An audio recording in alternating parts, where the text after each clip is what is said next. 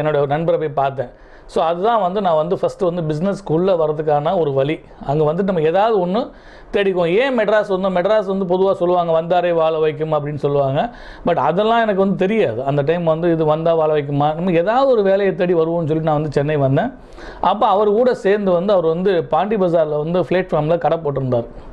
அப்போ வா நம்ம வந்து அங்கே போய் செய்யலாம், நீ என் கூட சேர்ந்து செய் அப்படின்னு சொன்னார்.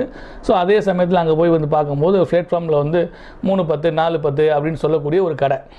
அதில் வந்து அப்படின்னா பிளாட்ஃபார்ம் கடைகள் பார்த்திங்கன்னா பாண்டி பஜார் டு டி நகர் ரங்கநாதன் ஸ்ட்ரீட் வரைக்கும் நிறைய கடைகள் இருக்கும். அதுக்கெல்லாம் ஒரு ஹோல்சேலாக சப்ளை பண்ணிகிட்டு இருந்தார்.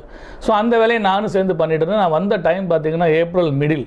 ஸோ சென்னையில் வந்து நம்ம சொல்லவே வேண்டியதில்லை ஏப்ரல் மிடில் எப்படி இருக்கும் அப்படின்னு சொல்லிட்டு. ஸோ அவர் இருந்த வீடுமே ஒரு 5வது ஃப்ளோரில் வந்து நம்முடைய கனவு என்ன வருவோம், ஒரு ரூம் இருக்குது வீட்டு இருக்கணும், நம்ம வீடு மாதிரியே நம்ம நினச்சிட்டு வருவோம்.